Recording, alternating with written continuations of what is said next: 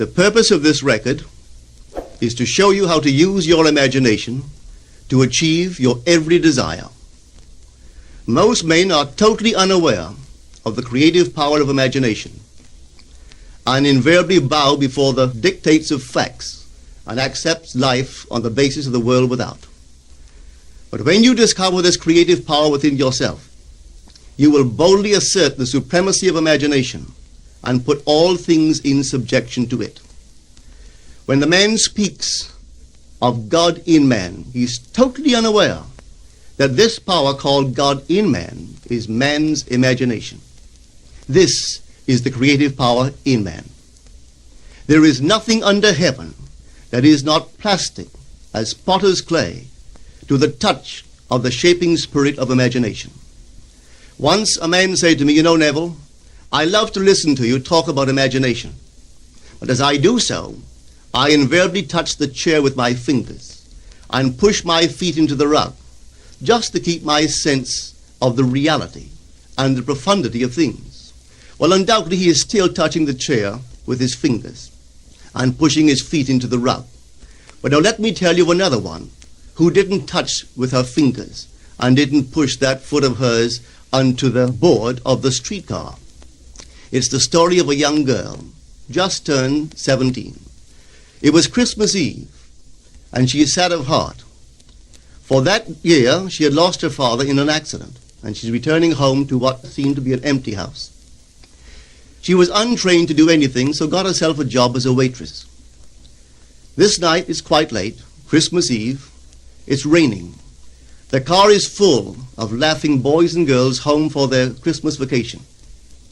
And she couldn't conceal the tears. Luckily for her, as I said, it was raining. So she stuck her face into the heavens to mingle her tears with the rain. And then, holding the rail of the streetcar, this is what she did. She said, "This is not rain, but this is spray from the ocean. And this is not the salt of tears that I taste, but this is the salt of the sea in the wind. And this is not San Diego. This is a ship, and I'm coming into the Bay of Samoa." And there she felt the reality of all that she had imagined. Then came the end of the journey, and all are out. 10 days later, this girl received a letter from a firm in Chicago saying that her aunt, several years before, when she sailed for Europe, deposited with them $3,000 with instructions that if she did not return to America, this money should be paid to her niece. They had just received information of the aunt's death and were now acting upon her instructions. 1 month later, this girl sailed for Samoa. As she came into the bay, it was late that night, and there was salt of the sea in the wind.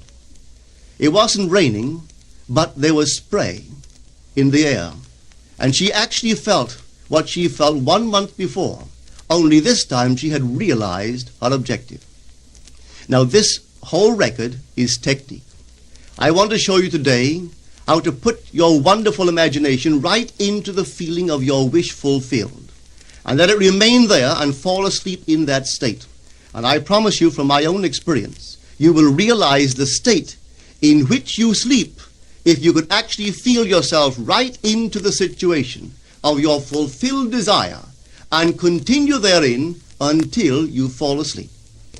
As you feel yourself right into it, remain in it until you give it all the tones of reality, until you give it all the sensory vividness of reality. As you do it, in that state, quietly fall into sleep.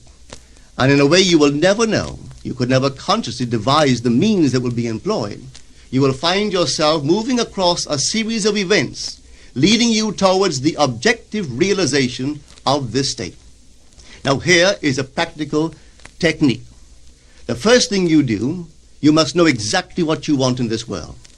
When you know exactly what you want, make as lifelike a representation as possible of what you would see and what you would touch and what you would do and physically moving in such a state. For example, suppose I wanted a home, but I had no money, but I still know what I want. without taking anything into consideration, I would make as lifelike a representation of the home that I would like, with all the things in it that I would want. And then, this night, as I would go to bed, I would, in a drowsy, sleepy state, the state that borders upon sleep, I would imagine that I am actually in such a house, that were I to step off the bed, I would step upon the floor of that house. Were I to leave this room, I would enter the room that is adjacent to my imagined room in that house. And while I am touching the furniture and feeling it to be solidly real, and while I am moving from one room to the other in my imaginary house, I would go sound asleep in that state. And I know that in a way I could not consciously devise, I would realize my house. I have seen it work time and time again. If I wanted promotion in my business, I would ask myself what additional responsibilities would be mine were I to be given this great promotion. What would I do? What would I say? What would I see? How would I act? And then in my imagination, I would begin to see and touch and do and act as I would outwardly see and touch and act were I in that position.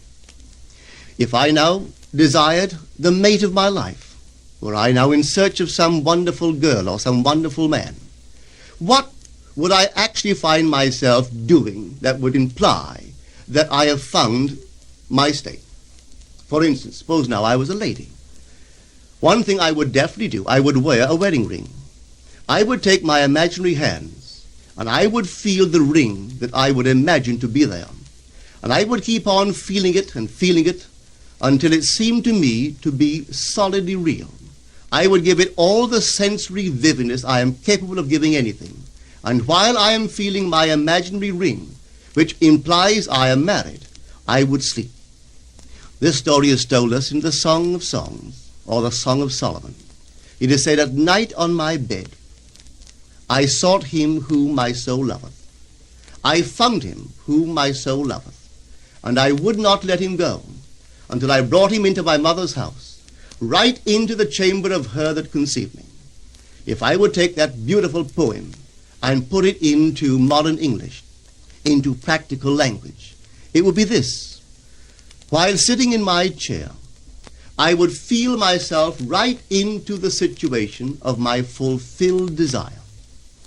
And having felt myself into that state, I would not let it go. I would keep that mood alive, and in that mood, I would sleep. That is, taking it right into my mother's chamber, into the chamber of her that conceived me. You know, people are totally unaware of this fantastic power of the imagination. But when man begins to discover this power within him, he never plays the part that he formerly played. He doesn't turn back and become just the reflective life. From here on in, he is the affecter of life. The secret of it is to center your imagination in the feeling of the wish fulfilled and remain therein. For in our capacity to live in the feeling of the wish fulfilled lies our capacity to live the more abundant life. Most of us are afraid to imagine ourselves as important and noble individuals, secure in our contribution to the world, just because at the very moment that we start our assumption, reason and our senses deny the truth of our assumption. We seem to be in the grip of an unconscious urge which makes us cling desperately to the world of familiar things and resist all that threatens to tear us away from our familiar and seemingly safe moorings. But I appeal to you to try it. If you try it, you will discover this great wisdom of the ancients, for they told it to us in their own strange, wonderful, symbolical form. But unfortunately, you and I misinterpreted their stories and took it for history when they intended it as instruction to simply achieve our every objective. You see, imagination puts us inwardly in touch with a world of states. These states are existent, they are present now, but they are mere possibilities while we think of them. But they become overpoweringly real when we think from them and dwell in them. You know, there's a wide difference between thinking of what you want in this world and thinking from what you want. Let me tell you, when I first heard of the strange and wonderful power of the imagination, it was in 1933 in New York City. An old friend of mine taught it to me.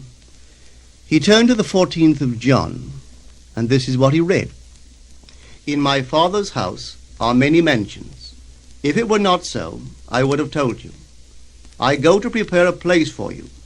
And if I go and prepare a place for you, I will come again and receive you unto myself, that where I am, there ye may be also. He explained to me that this central character of the Gospels was human imagination. That mansion was not a place in some heavenly house, but simply my desire.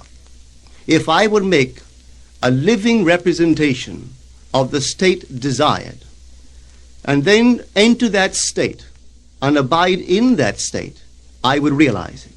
At the time, I wanted to make a trip to the island of Barbados in the West Indies, but I had no money. He explained to me that if I would that night, as I slept in New York City, assume that I was sleeping in my earthly father's house in Barbados, and go sound asleep in that state, that I would realize my trip. Well, I took him at his word and tried it. For 1 month, night after night, as I fell asleep, I assumed I was sleeping in my father's home in Barbados.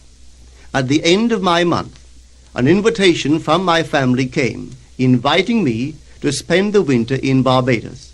I sailed for Barbados the early part of December of that year. From then on, I knew I had found this Savior in myself. The old man told me that it would never fail. Even after it happened, I could hardly believe that it would not have happened anyway. That's how strange this whole thing is. On reflection, it happens so naturally. You begin to feel or to tell yourself, well, it would have happened anyway. And you quickly recover from this wonderful experience of yours. It never failed me if I would give the mood, the imagined mood, sensory vividness. I could tell you unnumbered case histories to show you how it works. But in essence, it's simple. You simply know what you want. When you know what you want, you're thinking of it. That is not enough. You must now begin to think from it. Well, how could I think from it? I am sitting here, and I desire to be elsewhere. How could I, while sitting here physically, put myself in imagination at a point in space removed from this room and make that real to me? Quite easily. My imagination puts me in touch inwardly with that state. I imagine that I am actually where I desire to be. Now, can I tell that I am there? There is only one way to prove that I am there. For what a man sees when he describes his world is as he describes it relative to himself. So what the world looks like depends entirely upon where I stand when I make my observation. So if, as I describe my world, it is related to that point in space I imagine that I am occupying, then I must be there. I am not there physically, no, but I am there in my imagination. And my imagination is my real self. And where I go in imagination and make it real, there I shall go in the flesh also. When in that state I fall asleep, it is done. I have never seen it fail. So this is the simple technique on how to use your imagination to realize your every objective.